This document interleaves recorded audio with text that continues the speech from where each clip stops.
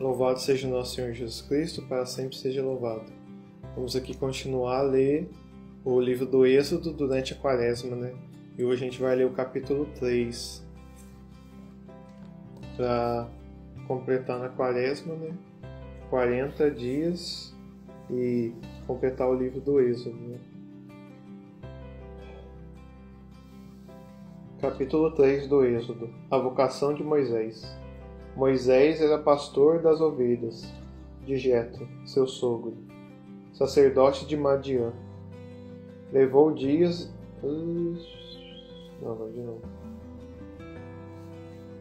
Moisés era pastor das ovelhas de Jetro, seu sogro, sacerdote de Madiã. Onde a gente viu que esse se chama Jetro, ele também chama Raguel. Então, um dos dois pode ser que seja sobrenome. Eu não estudei essa parte, então por isso que eu falo que pode ser. Mas Jetro e Raguel são a mesma pessoa, porque os dois são o sacerdote de Madiã, pai da filha que Moisés casou-se, né? Então, levou um dia as ovelhas deserto adentro e chegou ao monte de Deus, o Horebe. Apareceu-lhe um anjo do Senhor numa chama de fogo, no meio de uma sarça. Moisés notou que a sarça ardia, mas não se consumia, e disse consigo: vou achegar-me para ver este maravilhoso fenômeno, como é que a sarça não para de queimar. Então, para a gente entender que Moisés está pastoreando as ovelhas, e ele foi à frente ao Monte Horebe, que é o monte de Deus. Quem leu Gênesis, alguma parte deve dizer por que o Monte Horebe é o monte de Deus. Aí Moisés chegou lá e ele viu uma sarça pegando fogo, só que ela não se consumia. Então ele chegou perto e disse consigo: vou chegar-me para ver este maravilhoso fenômeno. E quando ele chegou perto, versículo 4. O Senhor viu que Moisés se aproximava para observar, e Deus o chamou do meio da sarça. Moisés, Moisés. Ele respondeu: aqui estou. Deus lhe disse: não te aproximes daqui, tira as sandálias dos pés, pois o lugar onde estás é chão sagrado. Então olha aqui algumas partes. Primeiro no versículo 2, fala assim: apareceu-lhe o anjo do Senhor. O anjo do Senhor. E quando Moisés chegou perto, Deus falou com ele. Então, né, interpretando a Bíblia do jeito que está escrito aqui, né, sem querer dizer uma verdade acima do que ela é, aqui pode ser um anjo falando em nome de Deus, ou Deus falando, que ia dar no mesmo, né, que o anjo ele ia dar no mesmo, porque o anjo é mensageiro de Deus. Então, tudo que o anjo do Senhor anuncia é a palavra de Deus. Então, se aqui for o anjo falando em nome de Deus, ou Deus falando diretamente com Moisés, a mensagem de Deus está sendo passada, certo? Mas falar aqui que Deus falou, chamou Moisés no meio da sarça. Moisés, Moisés. Ele respondeu: aqui estou. E aqui eu ficava meditando. Imagina você, vai ver o fenômeno e Deus fala com você: Moisés, Moisés, aqui estou. Aí Deus fala: não te aproximes daqui, tira a sandália, pois este lugar é sagrado. É do mesmo jeito que a gente entra num templo sagrado, que é uma igreja, uma coisa consagrada. Aqui Moisés provavelmente não sabia que era sagrado. E Deus falou: olha, aqui onde você está pisando é sagrado. Tira as sandálias. E acrescentou: eu sou o Deus de teu pai, o Deus de Abraão, o Deus de Isaque e o Deus de Jacó. E aí, quando Moisés cobriu o rosto, pois temia olhar para Deus. Quando Moisés viu que era Deus, ele cobriu o rosto. Então, imagina assim você que está vendo aí, você vai ver uma coisa assim extraordinária, né? O exemplo aqui é uma sarça que não se consumia. O fogo fica ali e ela não apaga. E do meio da sarça, Deus fala com você e ele fala que ele é o Deus de Abraão, o grande Abraão, que é do povo de Deus, o Deus de Isaque, o Deus de Jacó, que tem as tribos de Israel, o Deus que é todo o seu povo, sabe que Deus escolheu esse povo para ser o povo de Deus. E esse Deus fala com você. Aqui no caso fala Moisés, eu sou o Deus que é o Deus de Abraão, de Isaac e de Jacó. Imagina o que você faria se você ouvisse Deus, né? Igual a gente vai hoje na missa, Jesus Cristo vir e falar com você. O que você vai falar? Falar, continuando aqui mais, né? Falar que Deus tem uma missão para você. O que você faria? Moisés cobriu o rosto, ele viu que ele estava falando com Deus mesmo. O Senhor disse, eu vi a opressão de meu povo no Egito. Eu ouvi os gritos de aflição diante dos opressores e tomei conhecimento dos sofrimentos.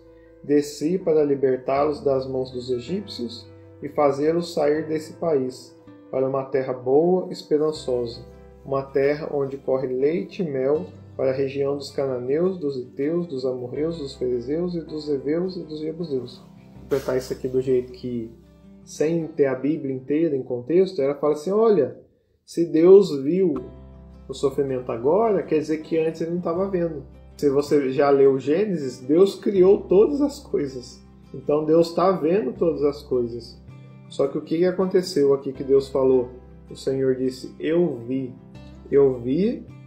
ouvi os gritos dos opressores e eu desci para libertá-los e para trazer uma terra boa, porque o clamor, versículo 9, dos israelitas chegou até mim.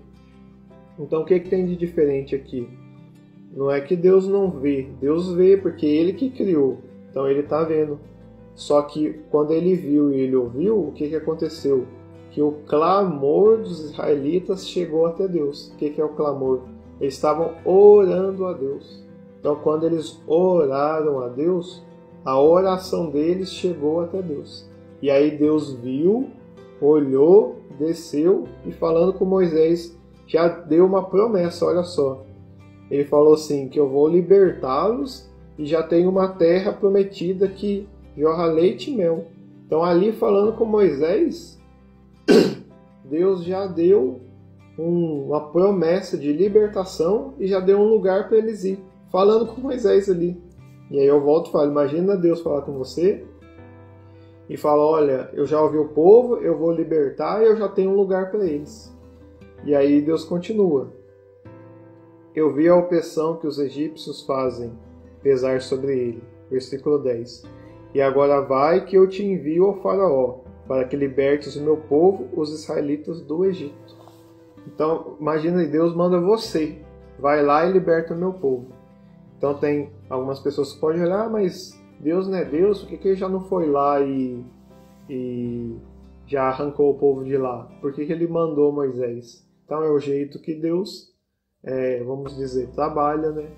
Porque a gente vai ver para frente na vida de Moisés, e Moisés pegava, batia um cajado. Não era um cajado que fazia os milagres, era Deus. Então Deus enviou Moisés para falar com o povo em nome dele, e Deus realizava os milagres. Então Deus envia Moisés para libertar o povo. Então é um jeito que Deus viu de salvar o povo, entendeu? Sem tirar a liberdade deles. Moisés disse a Deus, quem sou eu para ir falar com o faraó e libertar os israelitas do Egito? Imagina você, né? Quem sou eu para libertar uma nação? Deus fala assim, você vai libertar o Brasil, eu te envio. Aí você, mas quem que eu sou? Vou libertar, como é que eu vou fazer? Como é que... Opa! Continuando. Moisés disse a Deus, quem sou eu para ir ao faraó e libertar os israelitas do Egito? Deus lhes disse, estou contigo, e este será para ti o sinal que eu te envio. Quando tiveres libertado o povo do Egito, servireis a Deus nessa montanha. Então Deus já prometeu, falou, eu estou com você, vai lá, e como promessa, já está dando certeza, você vai libertar e você vai servir o povo neste monte. Então Deus está falando, vai, que eu estou com você, e vai dar certo, e vocês vão ser libertos, e você vai servir. Então Deus já deu uma promessa, falou, pode ir que está tudo certo, eu estou com você, vai que vai dar certo. Olha só, ele já deu as promessas, vai que eu já sei que vai acontecer, eu sou Deus, deixa comigo. confia. Moisés disse: Mas se eu for aos israelitas e lhes disser, o Deus de nossos pais enviou-me a vós, e eles me perguntarem, qual é seu nome? Que lhes devo responder? Então Moisés estava aqui meio com medo deles não acreditar. Aí Deus respondeu a Moisés: Eu sou aquele que sou. Assim responderás aos israelitas: Eu sou. Envia-me a vós. Eu sou. Envia-me a vós. Então, para responder, o Deus dos meus pais, né, de Abraão, de Isaac, de Jacó, o nome dele é Eu sou. E disse ainda a Moisés: Assim dirás aos israelitas: O Senhor, o Deus de vossos pais, o Deus de Abraão, o Deus de Isaac, o Deus de Jacó, envia-me a vós. Este é meu nome para sempre, serei lembrado de geração em geração. Algumas religiões eles brigam nesse nome, né? Que é Javé, Jeová, que tem um hieroglifo que tem vários nomes, né? Mas o nome que Deus falou para Moisés falar é Eu sou. Quem é Deus? Qual é o nome de Deus? Eu sou aquele que sou. Pronto. E, né? É mais ou menos isso. Quer dizer, a gente fica brigando pelo nome, né? E o nome significa Eu sou. Então é Eu sou. Quem é Deus? O Eu sou. Este é meu nome para sempre, assim serei lembrado de geração em geração. Vai, reúne os anciões de Israel, para dizer-lhes: O Senhor, o Deus de vossos pais, o Deus de Abraão, de Isaac, de Jacó, apareceu-me dizendo: Estou a par do que vos acontece e de como vos tratam no Egito. Decidi, portanto, tirar-vos da opressão egípcia e conduzir-vos à terra dos cananeus, dos hititas, dos amorreus, dos ferezeus, dos heveus, dos jebuseus, a uma terra onde corre leite e mel. E Deus já acrescenta: Eles te escutarão, e tu, com os anciões de Israel, irás ao rei do Egito e lhe direis. Então, ó, Deus está dando tudo as coordenadas que é para fazer. Ó. Faz A, faz B, faz C. Fala com os anciões, fala isso, aí eles vão te ouvir, você faz. Deus já está falando tudo certinho. É para Moisés fazer. E eles vão te escutar. E lhe direis. Aí agora que é para dizer para os reis do Egito: O Senhor, o Deus dos hebreus, marcou um encontro conosco. Deixa-nos, pois, fazer uma viagem de 3 dias pelo deserto, a fim de oferecer sacrifícios ao Senhor nosso Deus. Bem sei que o rei do Egito não vos deixará ir, se ele não for coagido. Então, ó, Deus já está falando. Vai falar isso, só que o rei do Egito ele não vai querer deixar vocês, se ele não for coagido, ou seja, por exemplo, obrigado, né? Ele não vai falar, vai, o rei do Egito, né? Pode ir lá servir seu povo, a gente escravizou vocês, agora só porque o Deus de vocês está falando que é para sair, eu vou deixar de bom grado. Não. Deus sabia que o faraó não deixaria, se não fosse coagido, que está dizendo aqui, não fosse forçado. Aí Deus fala que ele vai agir, ó. Mas eu estenderei a mão e castigarei o Egito com toda sorte de prodígios que farei em pleno país. Depois ele vos deixará sair. Então agora a gente vê aqui, ó, que Deus, pelos prodígios, vai mostrar para o faraó que ele é Deus e vai meio que obrigar o faraó: liberta o povo, o meu povo que você escravizou. Porque Deus escutou o clamor do povo que estava sendo escravizado. Lembrando que o rei do Egito que estava escravizando o povo. Quem estava errado aqui é o faraó, né? Então ele que estava escravizando um povo, né? E Deus também faz todas essas coisas para mostrar que ele é Deus. Então quando a gente vê, por exemplo, o faraó, se ele vê que o Deus de Israel é o Deus verdadeiro, ele tem 2 opções, né? Ou ele crê, ou ele se revolta contra Deus. É a liberdade que a gente tem. Quando é nos apresentado uma verdade, a gente tem 2 opções. Ou a gente acredita, ou a gente finge que não é. Então a gente não acredita na verdade, né? Ou a gente acredita na verdade, ou a gente não acredita. E fica na mentira, certo?